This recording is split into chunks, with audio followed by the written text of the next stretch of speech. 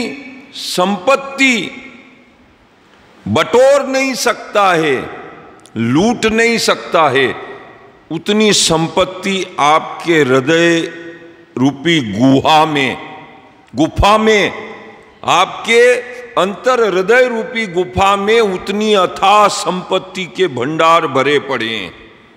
एक तरफ हृदय राज्य का खजाना और दूसरी तरफ सारे उदय अस्त के राजपाट ठाट बाट का वैभव। वो ठाट बाट का वैभव हल्का पड़ जाएगा और जिसको आत्म राज्य का खजाना प्राप्त हुआ वो अमिट बन करके और अकूत संपत्ति साबित होगी, अक्षय खजाना साबित होगा। आवश्यकता इतनी सी है कि जिन्होंने भी सागर में से मोती निकाले हैं, दम मार के निकाले हैं, अपनी श्वास को रोक करके निकाले हैं, हाबलिए काबलिए आकुल व्याकुलता में घबराहट में मोती निकालने का गोता समुद्र में आदमी नहीं लगा सकता है, क्योंकि उसके मुंह में पानी भर जाएगा और मर जाएगा वो। समुद्र में से मोती वही निकाल पाते हैं जो गहरे पानी तक जाकर के और दम रोक करके बिना घबराहट के मुट्ठी बांध करके बाहर आ जाते हैं। वहां ये कहावत कही गई है कि जिन खोजा तिन पाइया गहरे पानी पेट, हो बोरी डूबन डरी तो रही किनारे बैठ।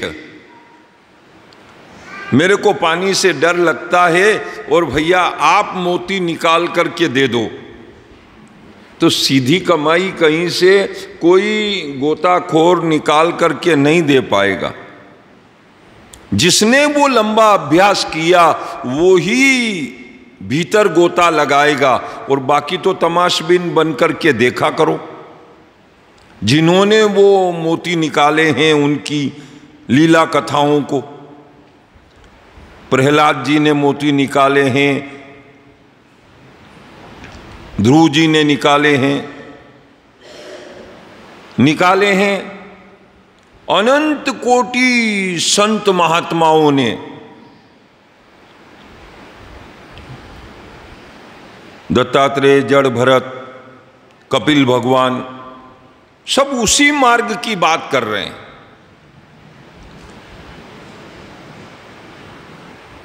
वो संयम साधना सतत करनी पड़ेगी और उसके द्वारा वो अवस्थाएं आपको प्राप्त होती है। भक्ति में अष्ट सिद्धि और नवनिधि बहुत बड़ी चीज है। भक्ति की सौगात के रूप में प्राप्त हो जाता है। स्वयं महाप्रभु रामचरण जी महाराज ने फरमाया है, अष्ट सिद्धि नवनिधि चेरी जाके।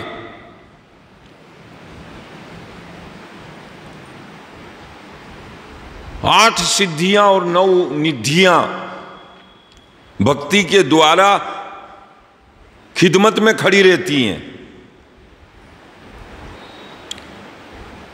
अणिमा, लघिमा, गरिमा, प्राप्ति, प्राकाम्य, ईशित्व, वशित्व,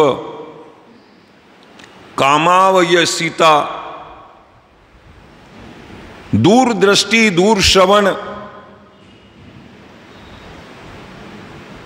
अनेक कायाओं से प्रकट होना। जैसे हनुमान जी लंका में पधारे, सूक्ष्म रूप धरी, नगर पेसारे, छोटा सा रूप बना करके लंका में प्रवेश किया। विराट शरीर धारण करके सुरसा नाम अहीन की माता को ललकारा। कवनेऊ जतन दे ये नहीं जाना। सब प्रकार का अनुनय विनय अनुरोध करके देख लिया तो किसी भी तरीके से जाने नहीं दे रही है। तो अंत में कहा, ले अब खा ही ले मेरे को। तो खाने के लिए उसने मुंह फाड़ा और हनुमान जी दुगने हो गए, नाप में नहीं बैठ रहे।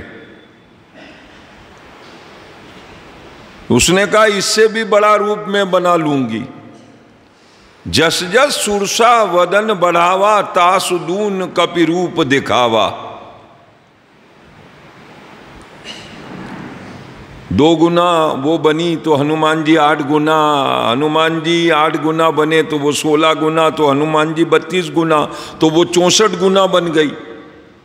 और हनुमान जी और आगे बढ़े, विराट काया उसकी बन गई और छोटा सा रूप बना के उसके मुंह में से घूम फिर के और बाहर आ गए। ये खाया हुआ बाहर निकल गया, अब इसको वापस खाएगी क्या तू? अरे उसने कहा, तू बहुत बुद्धिमान है, बुद्धि का भंडार है। ये बुद्धि का भंडार आता कहां से है? ये वहीं से आता है जिसका नाम है भक्ति। ये बुद्धि वहीं से आती है। भक्ति के द्वारा ही ये अंतर गुहा में, ये इस शरीर के भीतर ही बुद्धि सोई हुई है। जब आप भक्ति के मार्ग में लगने लग जाएंगे एकाग्रता से, तो बुद्धि जागृत हो जाएगी। और जागृत ही नहीं हो जाएगी, बल्कि जो मलिन बुद्धि है वो भी शुद्ध हो जाएगी। ये उस भक्ति का लाभ है। जाड्याम धियो हरति सिंचति वाचि सत्याम, मनोन्नति दिशति करोति मपाम करोति। पाप से रहित मेरा जीवन बन जाए, सुंदर समझ का मेरा जीवन बन जाए, यशस्वी जीवन में जीऊं, विमल अमल जीवन मेरा बन जाए, ये सहज रूप से भक्ति की परिणति है। ये भक्ति का प्रतिफलन है। पौधा लगेगा, उसके फूल खिलेंगे, फूलों के बाद में उसमें फल लगेंगे। जैसे वो एक प्रक्रिया है, ऐसे भक्ति के द्वारा ही हमारे भीतर चित्र विचित्र चीजों के परिवर्तन पैदा हो जाते हैं। संत लोग कहते हैं, हमने राम का भजन किया, कीर्तन किया, सुमरन किया, नाम आराधन किया, सहज रूप से हमारे भीतर परिवर्तन की चेतना जागृति अपने आप फूट जाती है। छोटी सी बात, रम रहे आत्म राम सभी के मन मंदिर में, रम रहे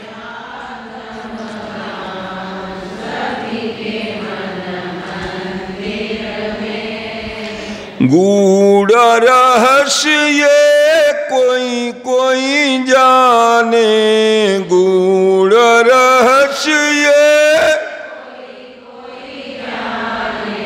जब होवे निष्काम सभी के मन मंदिर में, जब हो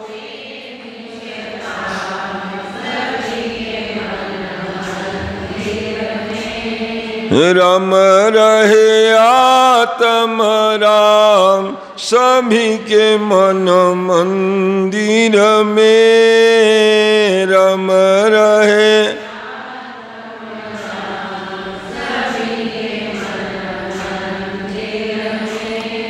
सबके हृदय में गूढ़ रहस्य छिपा हुआ है, पर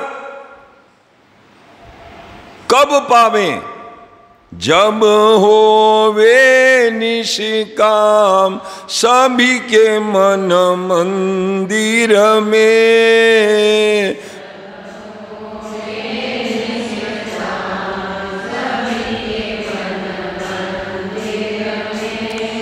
निष्काम बन करके आप भक्ति करो। आशा तृष्णा सकल बुहारी, तब राम नाम में सुरती ठहारी। अभी पढ़ने के लिए स्कूल में आए तो पढ़ाई पढ़ो, वो कल्पना मत करो कि और मैं पढ़ाई करूंगा और पढ़ाई करते करते क्वालिफाई हो जाऊंगा, फिर कंपटीशन एग्जाम पास करूंगा, कंपटीशन एग्जाम करके IAS IPS अधिकारी बन जाऊंगा और फिर सबको डंडा बताऊंगा और कहूंगा ऑर्डर ऑर्डर ऑर्डर। वो कल्पना अभी मत करो। अभी तो पढ़ाई पढ़ो, जो ये सामने पढ़ी है किताब, इस किताब को पढ़ो। अभी बहुत लंबा मार्ग है, वो बहुत लंबा सफर है। क्योंकि आशा और कल्पना करोगे, कामना करोगे तो ये पढ़ाई खराब हो जाएगी। अब जब अभी की पढ़ाई खराब हो गई तो वो जो तुमने कल्पना करी वो क्या काम आई?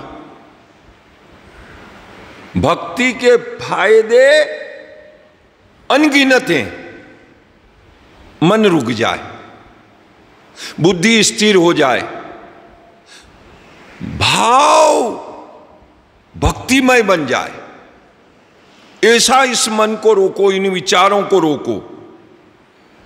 बुद्धि शुद्ध हो जाएगी, बुद्धि जागृत हो जाएगी, प्रत्युत्पन्न मति बन जाओगे। अरे छोटी सी बात है, अपने मन को जैसे तुम देख पा रहे हो ऐसे दूसरों के मन को भी पढ़ लोगे। क्या फायदे गिना रहे हैं भगवान वासुदेव? दूसरों के मन की भी जान जाओगे। ये भक्ति के फायदे हैं ध्यान धरने से। राम राम। तो बड़ी बारीक बात बता रहे हैं, और वो ये कह रहे हैं कि आप अगम पचम का ज्ञान भी प्राप्त कर सकते हैं, आभास ज्ञान भी आपको प्राप्त हो जाएगा। गुरु अंगद देव सिखों के गुरु थे और उनके शिष्य थे सेवा करने वाले भगत।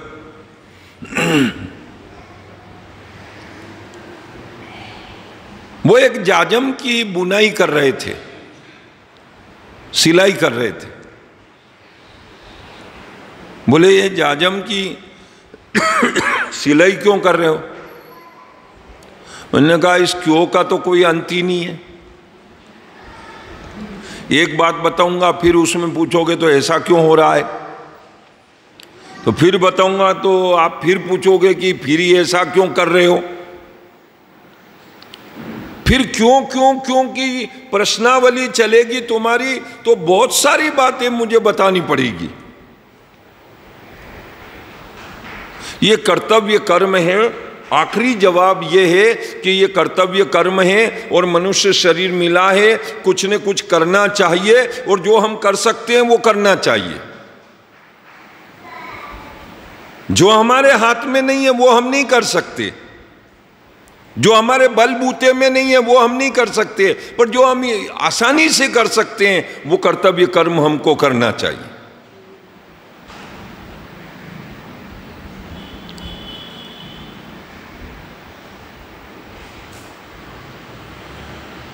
भाव विभोर अवस्था में उन्होंने ऐसा भविष्य दर्शन कराया, सामने वाला एकदम झंझोड़ा गया।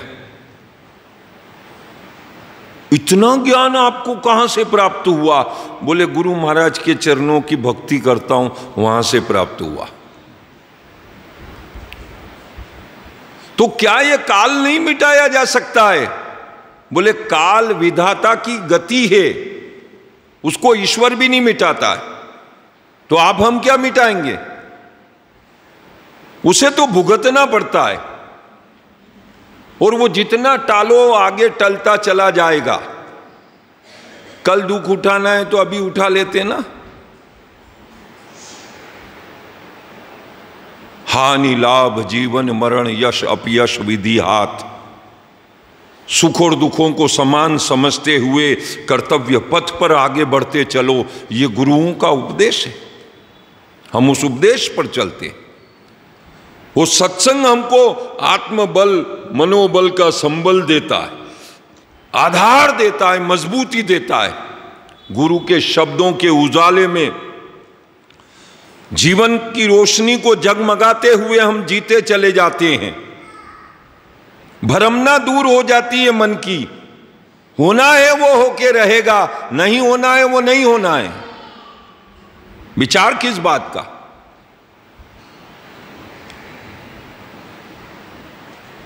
वही भाव और विचार लेकर के सारे ज्ञानी गुणी चलते हैं। इसलिए एक लाभ है कि 3 काल का ज्ञान हो जाता है, और चौथा ज्ञान यह है कि जो यथासंभव छोटा मोटा बदलाव है, छोटा मोटा परिवर्तन है, वो हो सकता है, तो कहीं मन मेला नहीं रह जाए। अगर मन मलिन रह गया और भक्ति की पावर मिल गई, किसी को श्राप दे दोगे, जरा सी बात के ऊपर दे दोगे, थोड़ी सी बहस पर दे दोगे, थोड़े से अड़ियल पने पे अपना पुण्य फ्लोरिंग कर दोगे, नष्ट कर दोगे। पहले सत्संग कर लो, पहले कथाएं सुन लो, और इस मन को पवित्र कर लो। और मन को पवित्र करके सहनशीलता बढ़ा लो।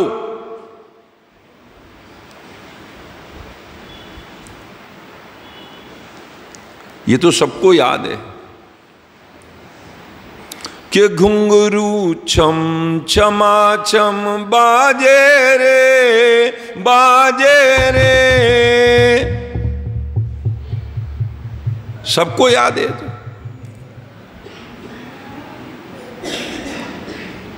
कि घुंघरू छम छमा छम बाजे रे, निज मंदिर रे मायने बाई मीरा नाचे रे। कि घुंघरू छम छमा छम निज मंदिर रे मायने बाई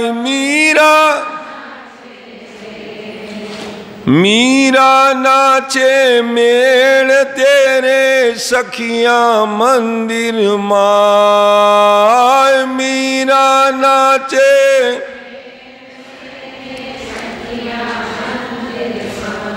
मीरा बजावे घुंघरा रे सखियां ताल बजाए। मीरा बजा घुंघरा रे सखियां कि घुंघरू छम छमा छम बाजे रे निज मंदिर रे मायने बाई मीरा। सबको याद है ये कथाएं, लेकिन वो सहन शक्ति कि विश्रो प्यालो राणो भेजो दीजो मीरा रे जा। जहर का प्याला राणा भेजो दीजो मीरा रे। कर चरणामृत पी गई रे, अमृत पी गई रे साय करे रघुनाथ। घुंघरू छम छमा छम निज मंदिर रे मायने बाई। सबको याद। उधर जाएंगे तो कमल किशोर जी कह रहे हैं सरग में चढ़ गई मीरा रे, सरग में राम नाम की डोर पकड़ कर, राम नाम की तर गई मीरा रे, सरग में। सारे देश को इतिहास मालूम है, लेकिन आप इस चीज को देखो बारीकी से। कोई ताना मारे, कोई डांट फटकार लगाए, कोई अपमानित करे, तिरस्कृत करे, दुख देने में कोर कसर न छोड़े। हर प्रकार के विशेषता यह है कि मन में से मीरा के आक्रोश और प्रतिशोध नहीं निकल रहा है। भीतर से आक्रोश नहीं निकल रहा है, भीतर से प्रतिशोध नहीं निकल रहा है। एक मुस्कुराहट पैदा हो रही है। ये नासमझ संसार है, अपनी समझ का उपयोग कर रहे हैं सब मेरे खिलाफ।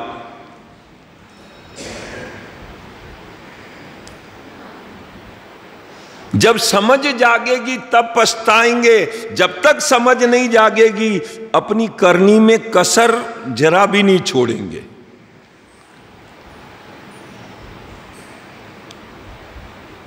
भक्ति की शक्ति इतनी अनुपम है, इतनी अनुपम है कि जिसे अगर देख ले उसे निहाल भी कर दे और उसे भस्म भी कर दे। लेकिन नहीं नहीं नहीं नहीं, मन को उस स्थल तक नहीं ले जाते हैं।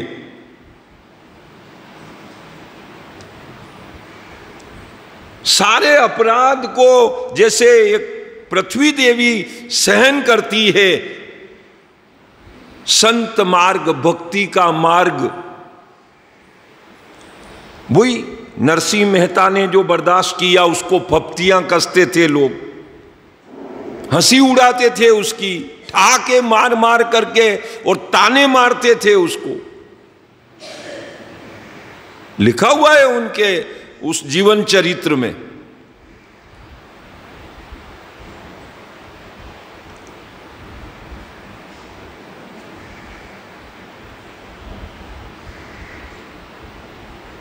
घर से भाई साहब ने भाभी जी ने निकाल दिया था,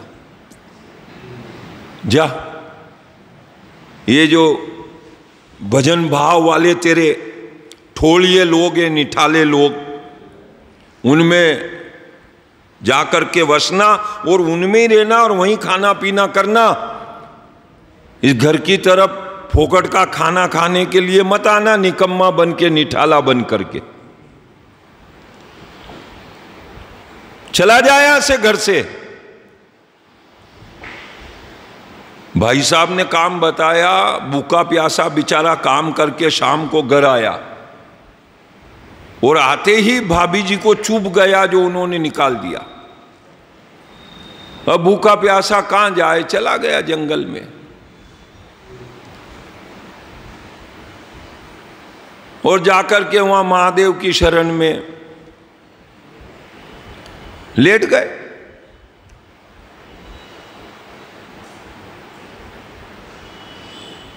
महादेव की शरण में पड़े रहे, पड़े रहे, पड़े रहे, पड़े रहे।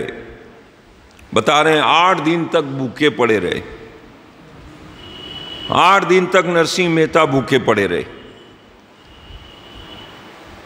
क्योंकि ये वो आत्मा है जिसने पिछले जन्म में मुचकुंद बनकर के 3 युगों तक समाधि लगाई थी। देवताओं ही देवताओं के लिए लड़े थे। कर्म बाकी रह गया था तो अपमानित होकर के झेलना पड़ेगा आपको धरती पर, और तब वो अपमान के कारण से वो बदला चुकेगा, और उस बदले को चुकाओगे तब प्रभु मिलन होगा।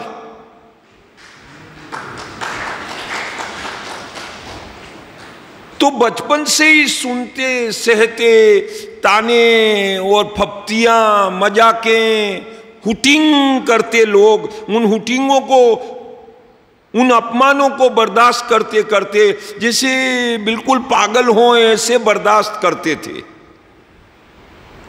कोई बुद्धि नहीं है जैसे कोई, किसी लायक ही नहीं है जैसे कोई, इस तरह से सहन करते थे। और उन्होंने ये भजन गाया है, कौन सा? मैं तो उन संतन को हूँ दास जिन्होंने मन मार लिया, मैं तो उस संतन को हूँ दास जी मन मार्या तन वश किया रे, हुआ भरम सब दूर। मन मार्या तन वश किया रे, हुआ बाहिर तो कुछ दिसे नहीं, बाहिर तो कुछ दिखे नहीं, भीतर चमके वारे नूर जिन्होंने मन मार लिया। मैं तो उन संतन को हूँ दास जिन्होंने मन, वो मन मार के उन्होंने भजन गाया, वो मन को मार के भजन गाया उन्होंने, और वहां से भीतर से उस स्थिति को प्राप्त किया। ओम तन्मे है मनः शिव संकल्पम अस्तु। भजन न बल्कि वाणी को शुद्ध करे, भजन मन को शुद्ध करे। सुमरण न बल्कि वाणी को शुद्ध करे बल्कि मन को पवित्र बनाए। सुमरण बुद्धि को पवित्र बनाए, हृदय को पवित्र बनाए और हमारे संपूर्ण जीवन को पवित्र बनाए।